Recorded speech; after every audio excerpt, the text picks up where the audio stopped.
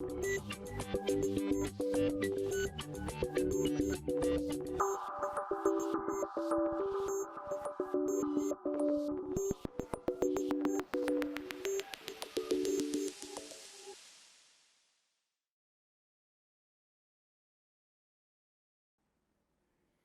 de volta e agora vamos entender melhor o conteúdo do orçamento fiscal. Telinha.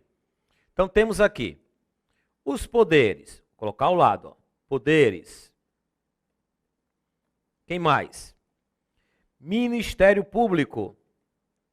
Tribunal de Contas. Quem mais? Administração direta. Temos também as autarquias, os fundos especiais,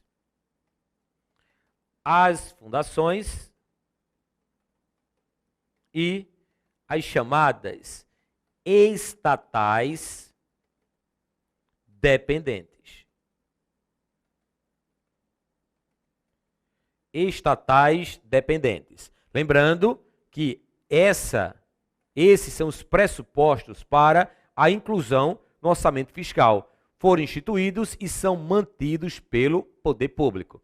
Gente, nesse curso eu não vou explicar o que é um poder, o que é o poder executivo, o que é o poder legislativo, o que é o Ministério Público, o que é uma autarquia. Não me cabe nesse curso. Mas dentre essa composição do orçamento fiscal, eu vou tecer maiores comentários em relação às estatais dependentes. Para que você entenda o que são estatais dependentes, faça o seguinte: isole o termo estatais. Uma estatal é uma empresa controlada, é a mesma coisa. Estatal é uma empresa controlada. E quando é que esse controle vai acontecer? A definição do controle veio com a Lei de Responsabilidade Fiscal, em seu artigo 2º, inciso 2. Para os efeitos desta lei complementar, entende-se como 2. Empresa controlada, sociedade cuja maioria do capital social com direito a voto pertença, direta ou indiretamente, a ente da federação. Então, gente, sociedade cuja maioria. Aí a banca vai e troca maioria por totalidade. Não é a totalidade que vai definir o controle, é a maioria.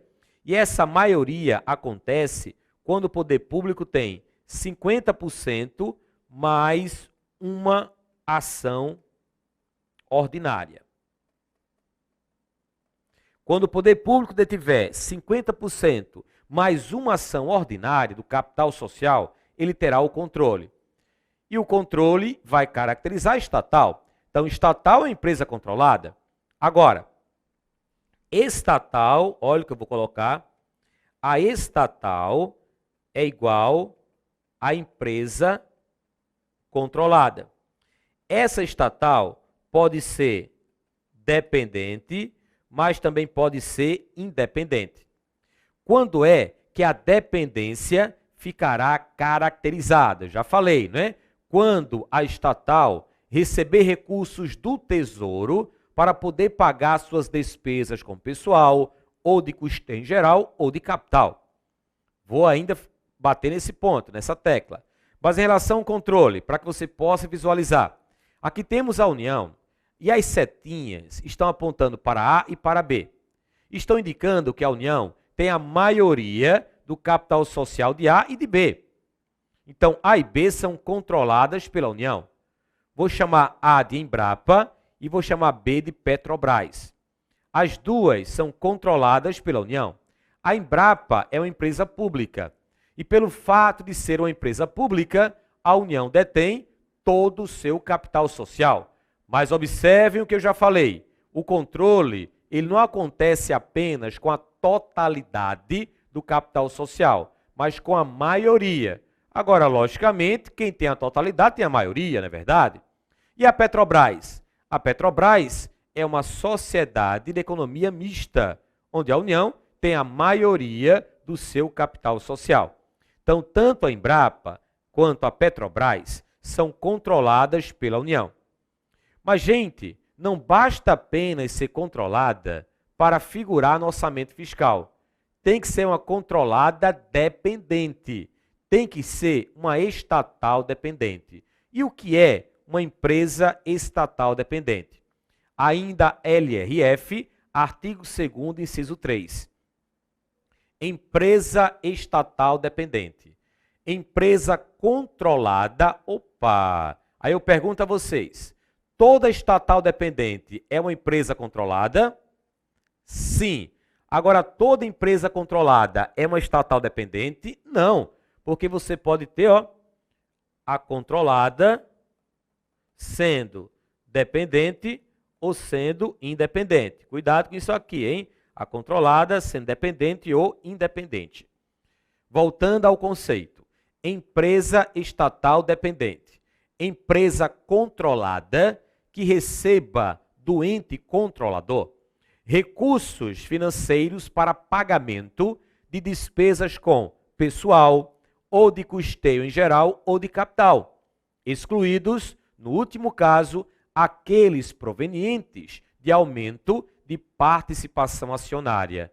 Então, gente, resumindo, a estatal é uma empresa controlada e a dependência acontece quando a controlada recebe recursos do controlador para pagamento de quê? De pessoal, ou de custeio em geral, ou de capital. Detalhe, não precisa receber recursos para o pagamento dessas 3 despesas. Digamos que ela recebeu apenas para o pagamento de pessoal. Isso aí é dependência? É. Recebeu apenas para o pagamento de custeio em geral. Isso é dependência? É. Recebeu apenas para o pagamento de despesas de capital. Isso é dependência? É.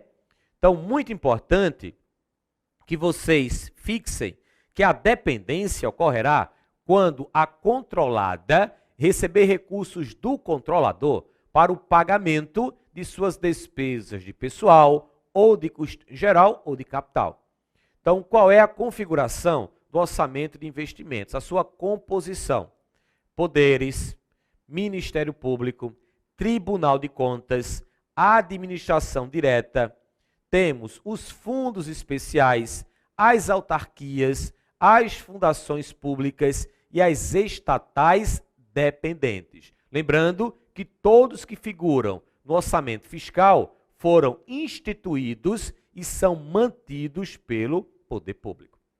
O outro orçamento, que também faz parte aí dessa nova roupagem da lei orçamentária anual, é o orçamento de investimento das empresas. Então, vamos a ele.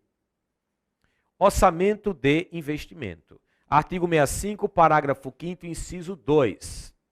O orçamento de investimento das empresas em que a União, direta ou indiretamente, detenha a maioria do capital social com direito a voto. Gente, lendo esse conceito, lendo apenas esse conceito, você chegará onde? No controle. Isso aqui é o conceito de controle, concordam? Mas esse controle poderá ser de uma dependente ou de uma independente. A estatal, a controlada, pode ser dependente ou independente. Se for uma controlada dependente, ela vai figurar no orçamento fiscal. Se ela for independente, ela vai figurar no orçamento de investimentos. Então, se a banca citar o artigo 65, parágrafo 5º, inciso 2 da Constituição Federal e trabalhar em cima desse texto, você não tem apenas o conceito de controle, você tem aí a composição desse orçamento, que são as controladas independentes, as estatais independentes.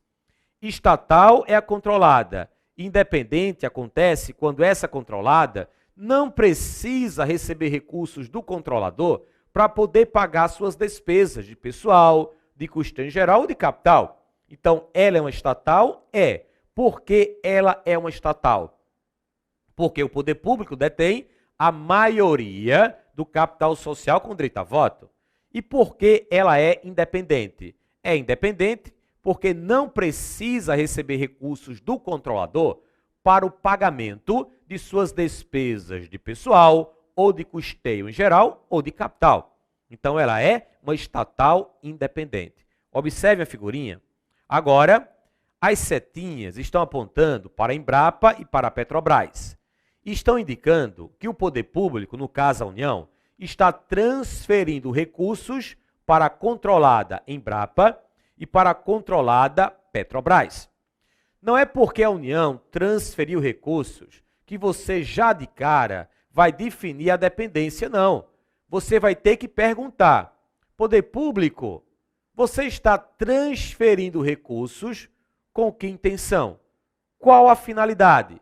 Se a resposta for, eu estou transferindo para que a minha controlada possa pagar suas despesas de pessoal ou de custeio em geral ou de capital. A resposta sendo essa, a controlada será dependente. E sendo controlada dependente, irá figurar no orçamento fiscal. Agora, se a resposta for, eu estou transferindo não para o pagamento de pessoal ou de custeio em geral ou de capital, não. Estou transferindo para outra coisa. Não interessa que outra coisa é essa. Você vai decorar sim. Se não for para pessoal, custeio em geral ou de capital, pode ser para qualquer outro tipo de gasto. Não vai caracterizar a dependência. Então, a Petrobras é uma estatal, é uma controlada independente. E sendo controlada independente, irá figurar no orçamento de investimentos. Wilson, então o que realmente vai caracterizar a dependência é a transferência de recursos para o pagamento de pessoal ou de custeio em geral ou de capital. Qualquer outra transferência, não interessa qual seja, mas qualquer outra não caracterizará a dependência exatamente. Outro exemplo na tela. Bem, digamos que nesse caso aí, a União está transferindo recursos para aumentar a sua participação acionária. Ela tem, vou chutar, 56% do capital social da Petrobras e quer passar para 60%. Então, ela está transferindo recursos para a Petrobras. Com que intenção? Aumento de participação acionária. Isso caracteriza a dependência? Não. Vou trocar a Petrobras pelos Correios, ECT. E digamos que a ECT é uma empresa pública, não é? Então, a União controla, já que tem a totalidade do capital social. Quem tem a totalidade tem a maioria, aquilo que eu expliquei. Mas digamos que os Correios, a ECT, prestou um serviço para a União. E agora a União está pagando pelo serviço prestado. Isso aí caracteriza a dependência? Não. Por isso, a ECT figura no orçamento de investimento. Pagamento de um serviço prestado, pagamento por uma mercadoria, por um bem que foi vendido. Isso aí não caracteriza a dependência. Agora eu vou colocar a Caixa Econômica Federal. Digamos que a Caixa Econômica Federal está recebendo recursos da União para aplicar em programas de financiamento. Isso caracteriza a dependência? Não. Mais uma vez, gente, para vocês fixarem, a dependência só ficará caracterizada quando a controlada receber recursos do controlador para o pagamento de suas despesas de pessoal ou de custeio em geral de capital. Qualquer outra, pode ser qualquer outra, não vai caracterizar a dependência. Então já temos orçamento fiscal e o orçamento de investimento. Falta qual? O orçamento da Seguridade Social na tela. Seguridade Social é o inciso 3, abrangendo todas as entidades e órgãos a ela vinculados, da administração direta ou indireta, bem como os fundos e fundações instituídos e mantidos pelo poder público. Gente, mais uma vez, eu vou destacar instituídos, mantidos pelo poder público. Para não confundir com orçamento fiscal, dentro do orçamento da Seguridade Social, só encontraremos aqueles que estão vinculados a quem? Vinculados à Seguridade Social. Mais uma vez, o orçamento da Seguridade Social, abrangendo todas as entidades e órgãos a ela vinculados. A ela vinculados é a quem? A Seguridade Social. Da administração, direta ou indireta. Se a banca colocar somente da direta, está errada a questão. Bem como os fundos e fundações instituídos e mantidos pelo poder público. Então aqui, gente, a grande dica é entender as áreas que compõem a Seguridade Social. A Constituição Federal, em seu artigo 194, dividiu a Seguridade Social em 3 áreas. A Seguridade Social compreende um conjunto integrado de ações de iniciativa dos poderes públicos e da sociedade, destinadas a assegurar os direitos relativos à saúde, à previdência e à assistência social. Então, para lembrar, SPA. Então temos, foi instituído, é mantido pelo poder público, atua nessas áreas, SPA, vai compor o orçamento da Seguridade Social, independentemente de pertencer à administração direta ou indireta. Pergunto a vocês, em relação a essas áreas, qual é a única que tem caráter contributivo? A única é a Previdência Social. Você não paga para ter saúde pública, não estou falando em qualidade, mas você não paga para ter saúde pública, você não paga para receber uma assistência social, mas você contribui para receber a sua aposentadoria. Então, sabendo disso, aí a banca, somente os órgãos que compõem a área da Previdência Social é que serão os responsáveis pela elaboração do orçamento da Seguridade Social, tendo em vista ser a única área com caráter contributivo. Certo ou errada a questão? A resposta está na Constituição Federal. Vamos a ela. Proposta do orçamento da Seguridade Social. Constituição Federal, artigo 95, parágrafo 2º. A proposta de orçamento da Seguridade Social será elaborada de forma integrada pelos órgãos responsáveis pela saúde, previdência social e assistência social. Portanto, as 3 áreas de forma integrada é que irão elaborar o orçamento da Seguridade Social, tendo em vista as metas e prioridades estabelecidas na LDO, assegurada a cada área a gestão de seus recursos.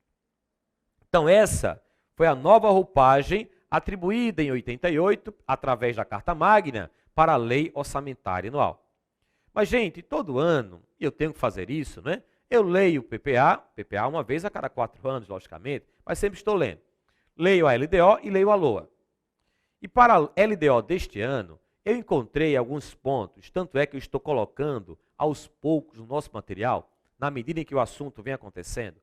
Mas eu encontrei na LDO pontos que as bancas poderão explorar. Em relação a esse tema que eu acabei de explicar, eu vou destacar na LDO o seguinte, na tela. LDO 2016, atenção. Artigo 5º, não precisamos ler todo o dispositivo, somente a parte que eu vou marcar. Isso aqui, os orçamentos fiscal e da Seguridade Social, somente isso. O artigo 5º, portanto, ele mencionou apenas esses 2 orçamentos, fiscal e Seguridade Social, ok? Aí vem o seu parágrafo único. Excluem-se do disposto neste artigo. Ora, excluem-se do disposto neste artigo. Nem irá compor o orçamento fiscal, nem irá compor o orçamento da Seguridade Social, ok? Excluem-se do disposto neste artigo. 1. Os fundos de incentivos fiscais. que figurarão exclusivamente como informações complementares ao projeto de lei orçamentária de 2016. Cuidado, gente. Não confundam os fundos especiais que irão compor esses orçamentos com os fundos de incentivos fiscais. Cuidado, os fundos especiais irão compor. Já os fundos de incentivos fiscais, não. E o que são, Wilson, fundos de incentivos fiscais? São instrumentos da política nacional de desenvolvimento regional, que visam o estímulo à formação do capital fixo e social nas regiões da Amazônia e Nordeste, com o objetivo de gerar emprego e renda e estimular o desenvolvimento econômico e social destas regiões. Exemplos: FINO, Fundo de Investimentos do Nordeste; FNE, Fundo Constitucional de Financiamento do Nordeste; FCO, Fundo Constitucional do Centro-Oeste; FINAM, Fundo de Investimento da Amazônia; FUNRES, Fundo de Investimento do Espírito Santo. Qual a lógica disso aí? Gente, um fundo de incentivo fiscal, ele é instituído pelo poder público, certo? Mas não é mantido pelo poder público. E eu falei para vocês que obrigatoriamente aqueles que irão compor o orçamento fiscal e o orçamento da Seguridade Social deverão ser instituídos e deverão ser mantidos pelo poder público. Quando há a criação de um fundo de incentivo fiscal, quem vai manter esse fundo são as empresas privadas, que ao participarem dessa manutenção, receberão incentivos fiscais. É por isso que os fundos de incentivos fiscais não irão figurar nem no orçamento fiscal, nem no orçamento da Seguridade Social. Apenas irão aparecer como informações complementares da Lei Orçamentária Anual. Aí a banca vem e coloca, né? Os fundos de incentivos fiscais figurarão também no orçamento fiscal ou da Seguridade Social. Errada a questão. Voltem. Então temos: excluem-se do disposto neste artigo 1. Os fundos de incentivos fiscais, que figurarão exclusivamente como informações complementares ao projeto de lei orçamentária de 2016. 2.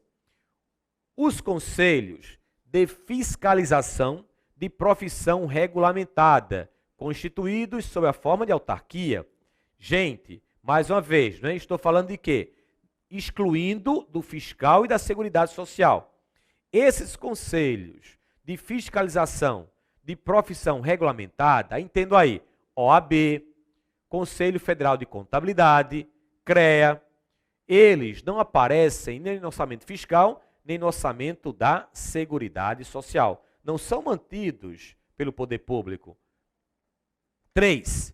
As empresas públicas ou sociedades de economia mista que recebam recursos da União apenas em virtude de, vou destacar, as empresas públicas ou sociedades de economia mista que recebam recursos da União apenas em virtude de. Participação acionária. Cito como exemplo Petrobras. O que eu falei? A Petrobras recebe recursos do Tesouro, mas não é para o pagamento de pessoal, de custeio em geral, de capital. Então ela é independente. Ela recebendo recursos para o aumento na participação acionária, isso aí, gente, não vai transformar a Petrobras em dependente. Mais uma vez, o que é que eu falei para vocês? A dependência só ficará caracterizada quando a controlada, que é a estatal, receber recursos do controlador para o pagamento de suas despesas de pessoal ou de custeio em geral ou de capital. Somente isso, hein? Letra B. Fornecimento de bens ou prestação de serviços. Dei como exemplo, ó, Correios. a empresa de Correios prestou um serviço para a União e a União está pagando. Isso é dependência? Não. Vendeu um bem, agora a União está pagando. Isso é dependência? Também não. E a letra C e a letra D dizem respeito à Caixa Econômica Federal. O exemplo que eu dei. Pagamento de empréstimos e financiamentos concedidos e transferência para aplicação em programas de financiamento. Então, cuidado com essas pulhas que as bancas poderão explorar. Então, Wilson, as estatais dependentes deverão figurar no orçamento fiscal. As estatais independentes deverão figurar no orçamento de investimento. É isso? Exatamente isso. Mas a pergunta que eu quero fazer para você é a seguinte: será que em algum momento, ou por alguma razão, uma estatal independente deixará de ser independente e passará a ser dependente?